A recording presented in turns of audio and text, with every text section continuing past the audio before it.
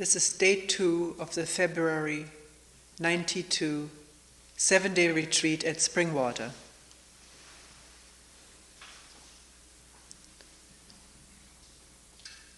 I've written down a number of questions which have been brought up in individual meetings and in the one group meeting we had. I don't remember all the questions. I don't always have time to write them down. And I'm not writing them down verbatim. I'm not capable of that. So if your question sounds different from the way you put it, it may either be due to insufficient memory on my part, or also, which happens quite frequently, that several people ask a similar question, and when I write it down, the several merge into one newly formulated one. So if your question is not here, it does not mean it was an unimportant one. If you would like the question you bring to be read here exactly the way you put it, then it would be helpful if you put it in writing yourself and gave that piece of paper to me.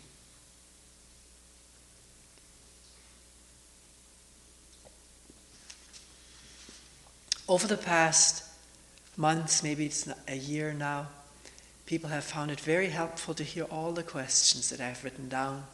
I used to just pick out a few. People find it helpful to hear what questions have come up in others, often to find that it's one's own question.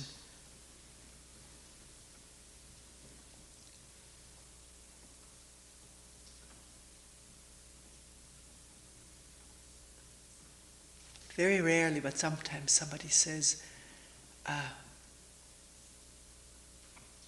either I find this very entertaining or I don't find this entertaining to hear the questions.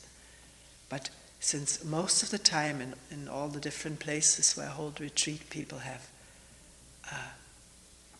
felt they benefit from this, I'm continuing to read all the questions. It's also helpful to myself to hear them all together, and out of that emerges what we'll talk about, what we'll pick first. I don't decide this ahead of time.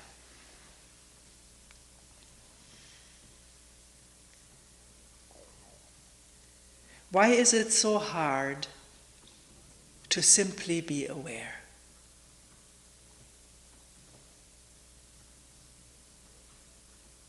I feel the whole terrible burden of myself. I'm drowsy most of the time, not really interested to explore anything, and so judgmental of myself. I'm not leaving because it would not be different any other place. Do you have any suggestions?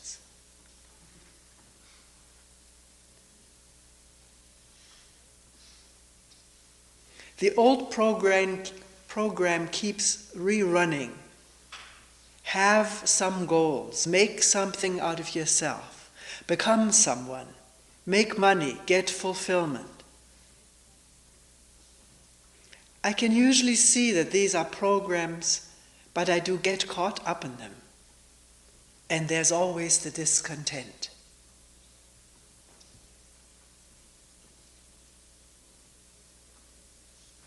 Is it that we're so conditioned to want perfection, the perfect fulfillment, to last forever, not ever to be taken back into old programs of discontent? Is it this deep-seated striving for perfection, for completion, that brings with it our inertia and our discontent?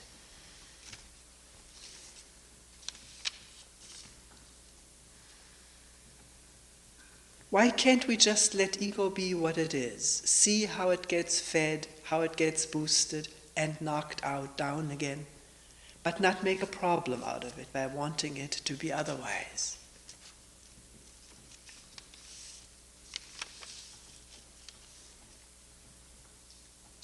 I have a chronic pain At times I find that I am denying it altogether, which can alleviate it up to a point. And then again I try to be with it, which after a while leaves me exhausted. There are moments when there is freedom from it altogether, but then it is back. Can we look at this some more in depth?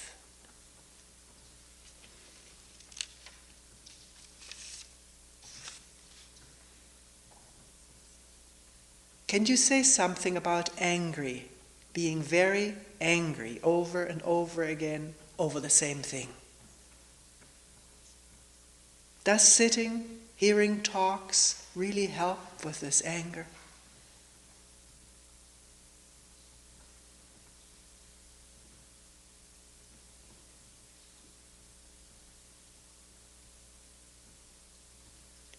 I hear you say that in awareness there is no effort.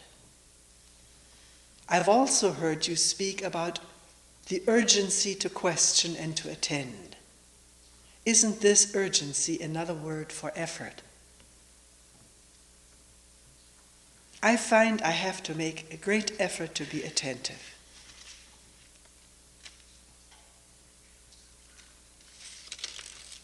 Otherwise, the mind is just off to other places all the time.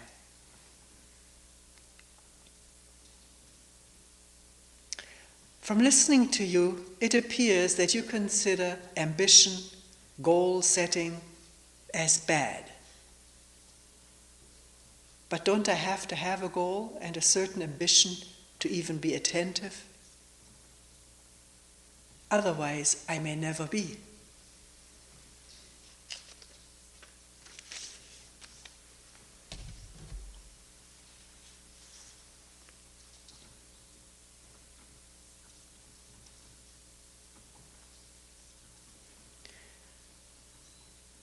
Is there the thought in the mind that these are old questions which we've been over and over again? Or can we regard them as new questions, new inquiries into something that maybe concerns all of us?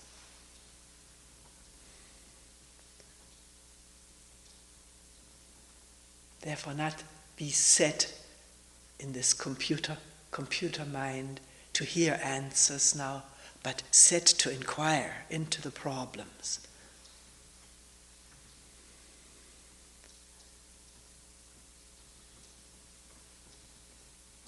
Where shall we start? There's all of this questioning about why is it so hard to be attentive? Doesn't it take effort? You talk about urgency to look, to question, isn't that also effort? If I don't put some effort into this whole thing, the mind is caught someplace else, inattentive, off dreaming. That's one group of questions. The other one is, I'm so discontented with myself, the whole burden of myself. I feel it very strongly. One question takes the direction. I feel I should fulfill myself, get someplace, do something, be somebody, earn money, be able to travel. Maybe that would take care of this nagging discontent. And the other branch of the same root is, I'm not really interested in anything. Nothing seems to beckon.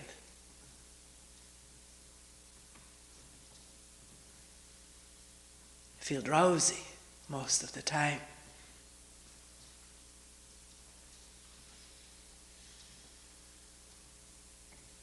But there's some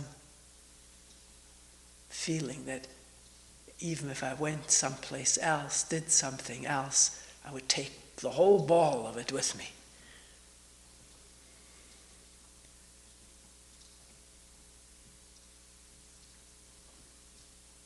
And there's other questions, how to be with deep, ever reoccurring anger over the same thing, or a chronic pain.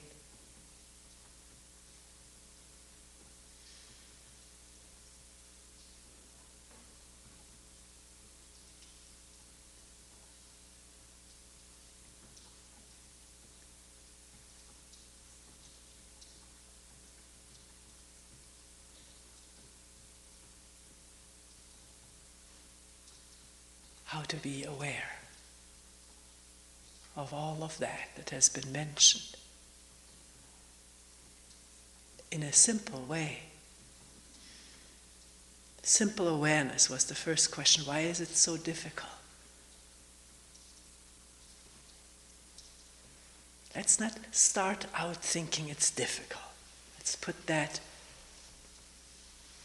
assumption or judgment aside. We don't know whether it's easy or difficult. To listen to the dripping of the rain right now, this instant.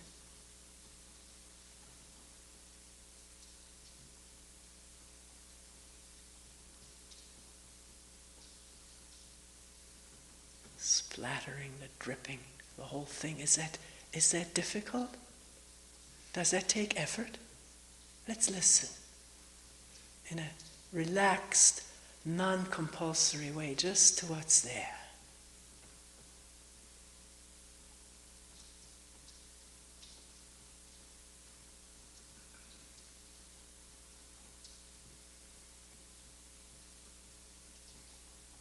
Does it take urgency to listen to that rain?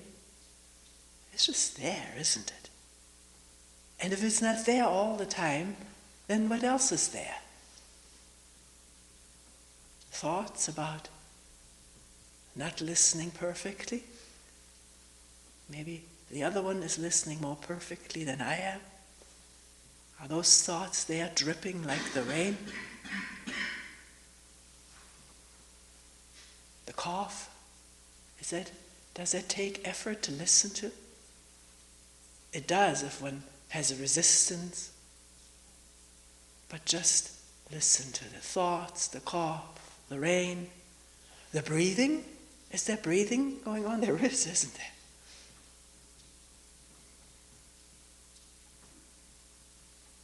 Does it take effort to listen to it? When the mind is open, somewhat mildly interested to what's actually happening.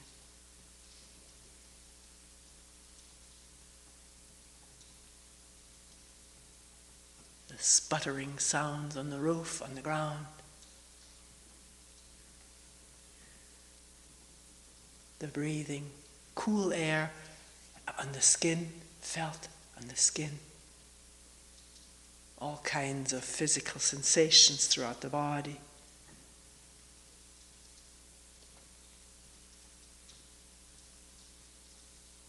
And in between thoughts about myself or about somebody else, about the past, about the future.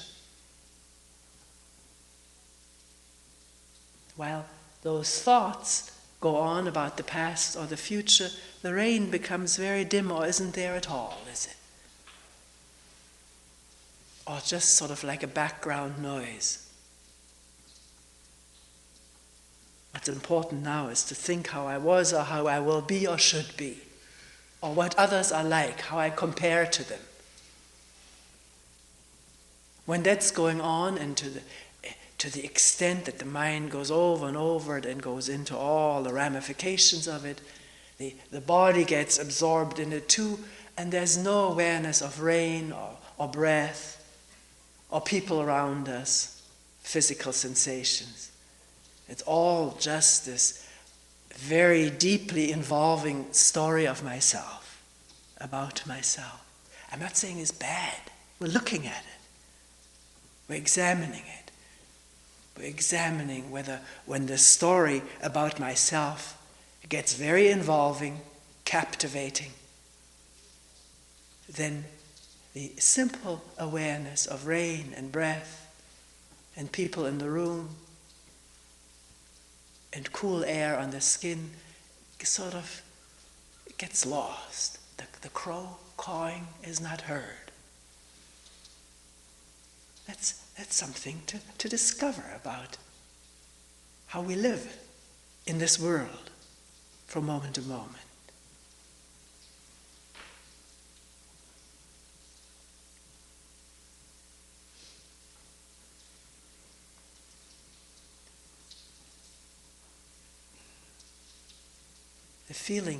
A deep feeling of discontent, unfulfillment, nagging inner voices. One person told me, in listening somewhat quietly, he heard all these foul language at himself inwardly. You so-and-so. Just out of nowhere, just some inner voice cussing at himself. Or else admonitions or commands. Do something with your life, make something of yourself, which are the commands that we ourselves as a society have invented to keep us going, keep us in line, keep us working, keep us out of mischief, all of these ideas and then the commands that go with them. And they're all internalized. I don't think the baby is born with them. Maybe they're already genetically integrated from past learning. Maybe not, we don't know. But somewhere they get incorporated into the system. And when they're going, the commands, the blames, putting oneself down or up, then there is created conflict with what is. I'm not doing enough, I should be doing more. I'm not doing my best. I'm not arriving, I'm not as good as I could be, all of this kind of stuff. Now, can that be listened to and heard and felt with all its physical, emotional ramifications as one listens to the rain? When the mind wakes up to listen, which it does every once in a while, wonder of wonders, it does. And at that moment one hadn't even made an effort, one just woke up to the rain or to the inner commands or the inner cussing. And listen to it like to drips of water sputtering on the roof and on the ground.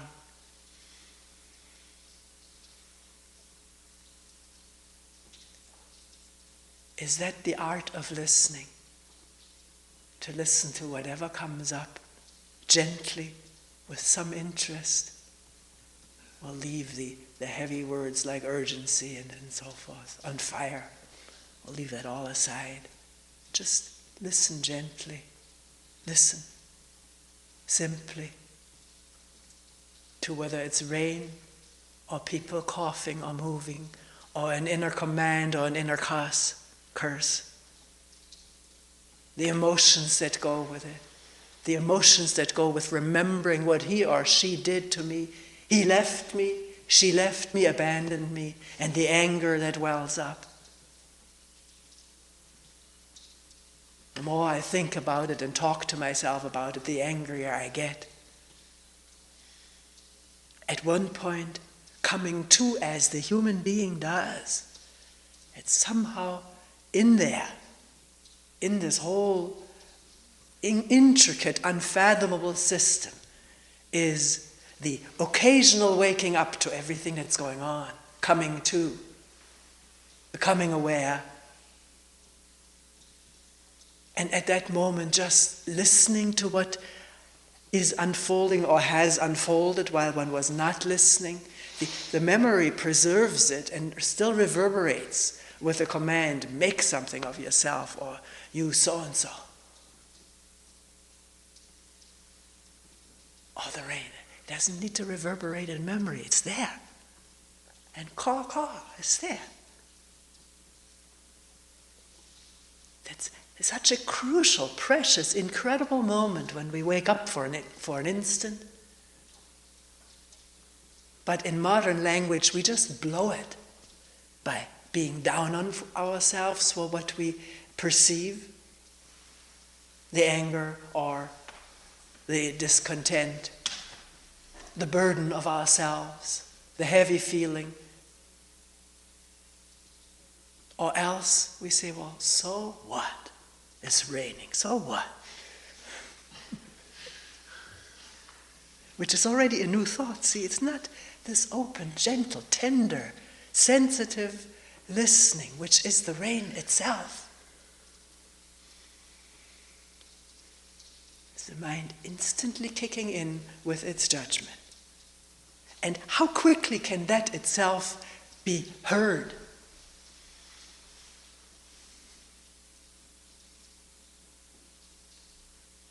As a little mudslide.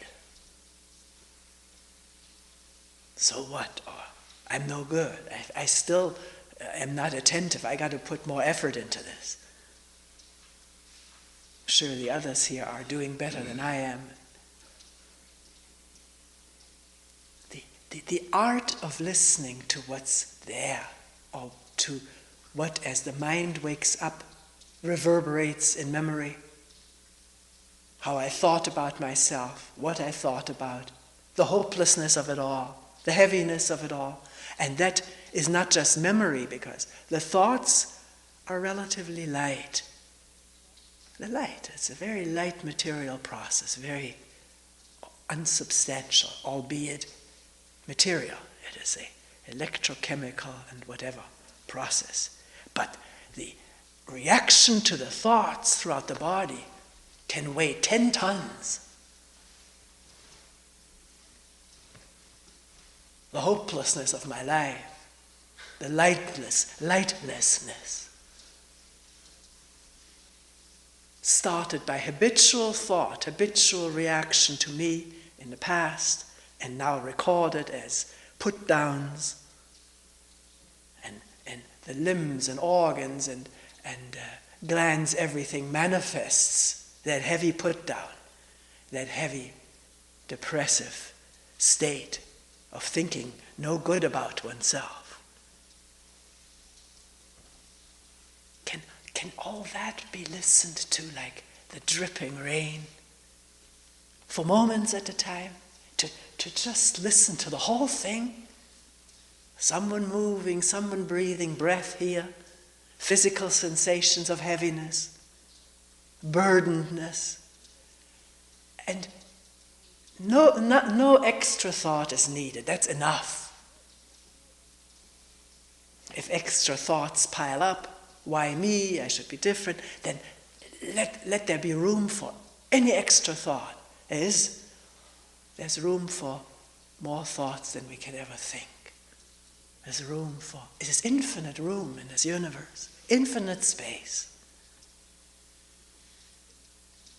for everything just to be there, unmolested,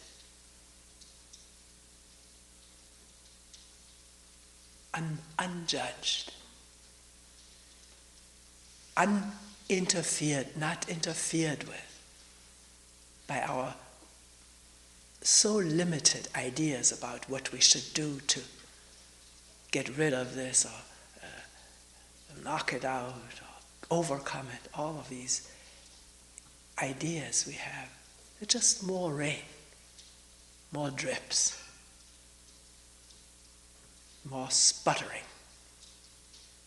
and have space to be listened to in a mind that's as open as this whole universe. It is not separate from it.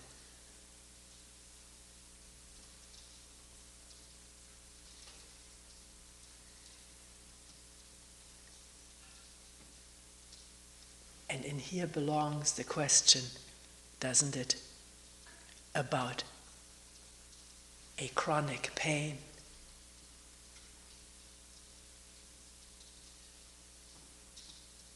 How to listen to it without denying it. Denial brings temporary relief, but in denying we're cutting ourselves up yet some more compartments with iron curtains, denial curtains.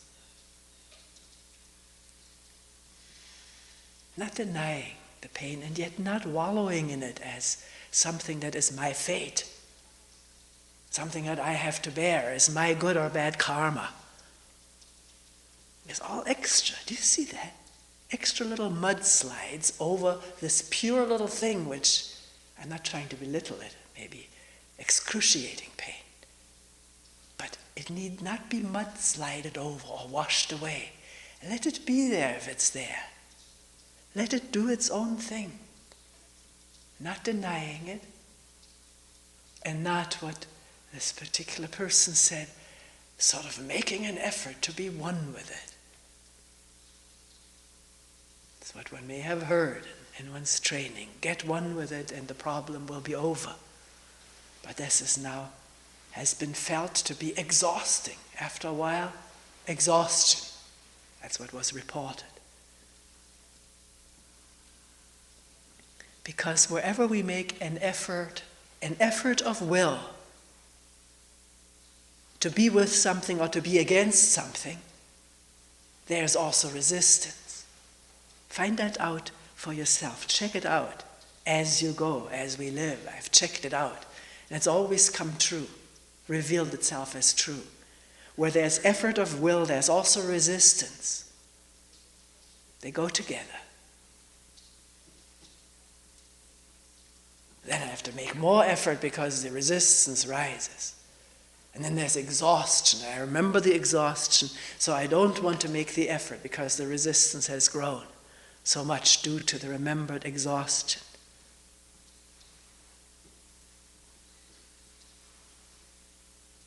So, what is this fine listening? Called it the art of listening, which does not deny, does not make an effort of will to be one with anything. Because no one here to be with something else is all one. It's already one. We don't have to become one with it. All that needs to drop is our ideas about being separate from it. And they drop on their own in this fine listening in which there is no interference. I'm not trying to do something about it or against it. I'm just not trying, not doing, just listening. Gently, when the moment of listening arrives, is there. Which it does, interestingly enough, more and more to the extent that the interest in what is actually truly happening also is there. And not to expect miracles. There are such things as promises of getting enlightened or through the problems in a week or in a weekend of meditation, not to fall for any of such things. Because if one wants to try it out, then one tries it out. Maybe all the problems are gone after a week. But as far as I'm concerned, it's one's whole life. I started this whole thing in 1967. That's just 25 years now. There's a whole generation, one whole life generation already. And it's not finished. It goes on because life goes on. Not to be overwhelmed by the programs of impatience, pressure. Some people say, I've done this now for 10 years, or I've done this now for 2 years. And nothing that I can tell has happened.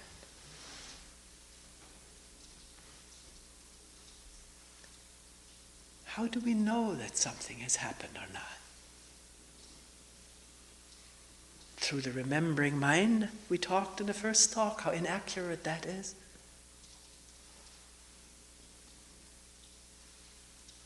I'm certain not one thing today is the same as even yesterday.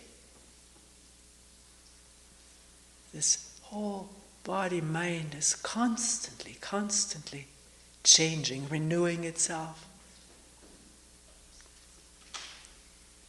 At least physically. Mentally, the ideas and programs sit much more rigidly, much more fixedly. That's why it's so good that they come to the surface in a quiet sitting or walking and can be seen. And then abstain from the temptation. What should I do about it? Nothing. If nothing is done about it, it will run out of steam.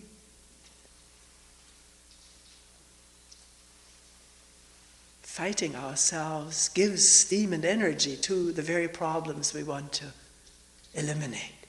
But seeing them, allowing them the space that they wish to take, that they need to occupy, without making extra of it, extra little or extra much. Something else is in operation in this process, which at times we've called wisdom or intelligence.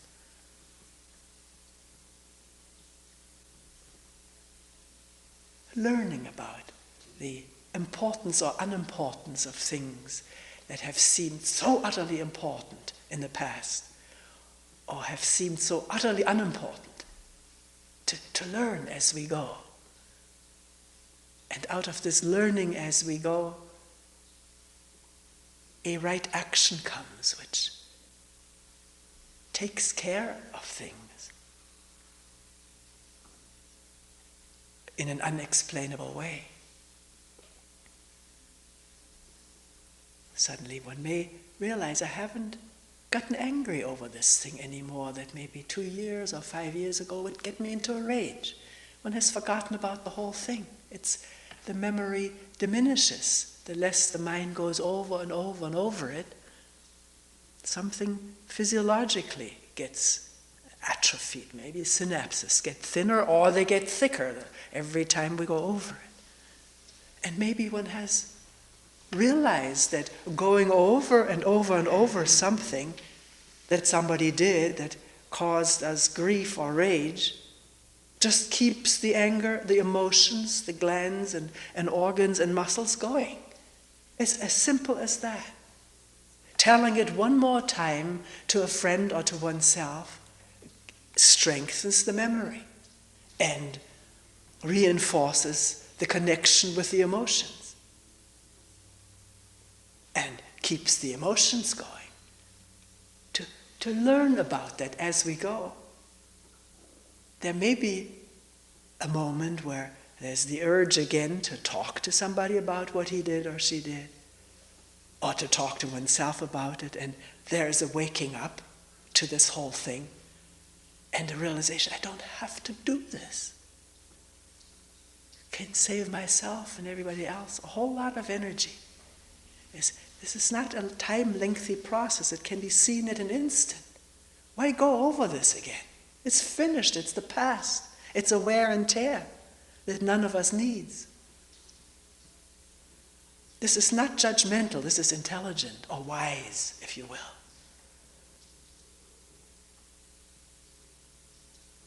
And it comes out of this precious attention that happens to us. To see clearly, this causes that and has done it in the past. The memory at this moment can be very helpful. See, I'm just about to get myself into an enormous upset again. And it's not necessary. But because there's other things going on this moment than this program just about to enter the network and get it going. There's rain dripping. There's breathing. There are sights and sounds and feelings and sensations which are here now. Alive, colorful,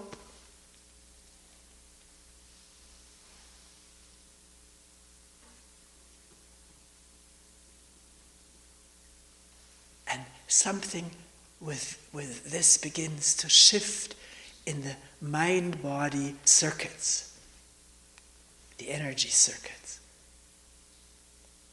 They learn to travel in new ways,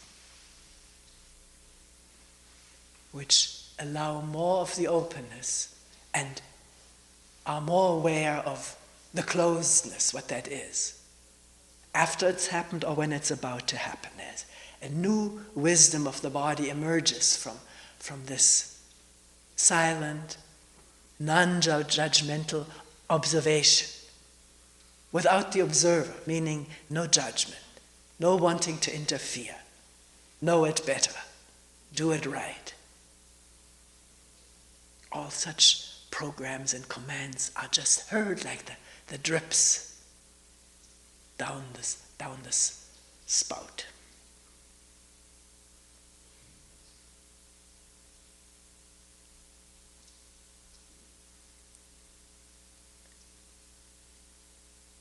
Maybe it is so hard to be aware in this manner, in this no-manner manner, in this openness, non-judgmental, no goal set to get rid of it. Maybe it's so hard because we're so trained to accomplish something right away, to see result. Remember when I studied psychology in the 50s, there was this concept of instant knowledge of results as the best way to condition the pigeon, the rat, and the human being. Instant knowledge of results. There's something to it. If instantly is seen, this leads to the whole involvement in anger. If it's really instantly seen, it doesn't need a reward, really. No, it doesn't need a reward because the seeing is the action, the being here.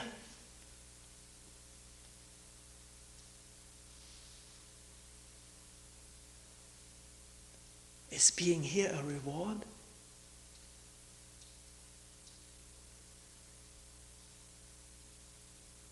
For what? We're here.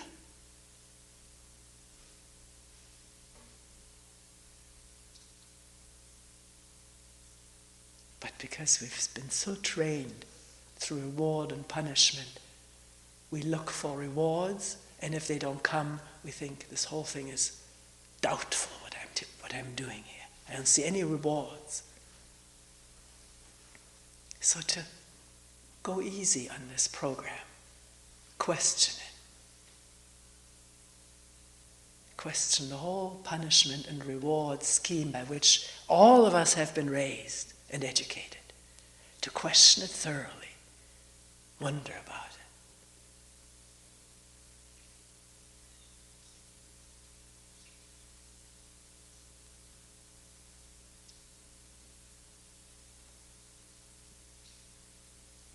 It's nice when somebody says, you built a beautiful set of shelves. They're lovely.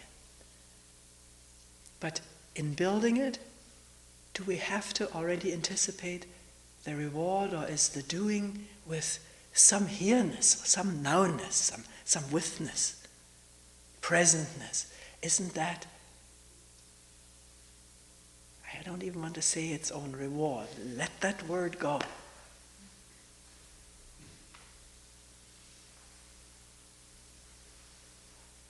Well, we know what it is when we're working this way. It doesn't need anything else.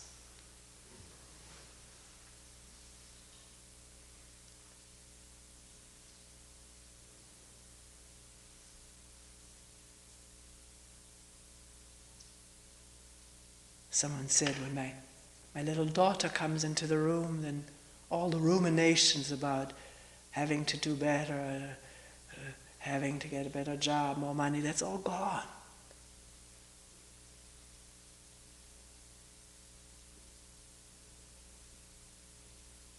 Why is it all gone? Is it because a little 3-year-old sort of, one can tune into this just being here with the delight of the moment? The delight of the moment.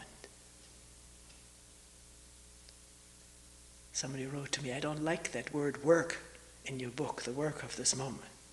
Why didn't you say the play of this moment?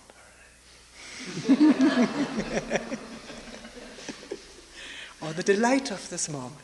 But I gotta be careful, because it may be no delight at all to come face to face. Not to try to just put something artificial. We are very good at that.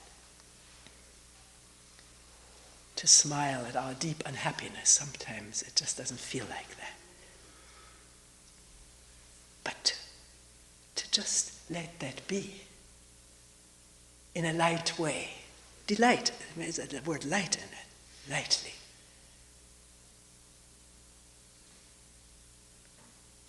The lightness of this moment when it feels heavy, can heaviness be felt lightly?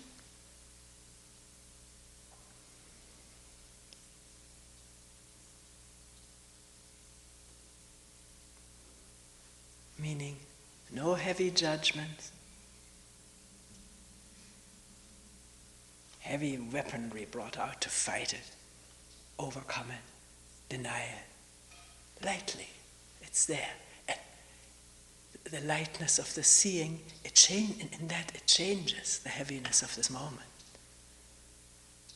It's not the same anymore if we don't make it into something, verbally, reactionarily. Just let it be, let it do its thing. In a universe of infinite space and quiet, and rain and birds, cloudy sky, cool air, breathing,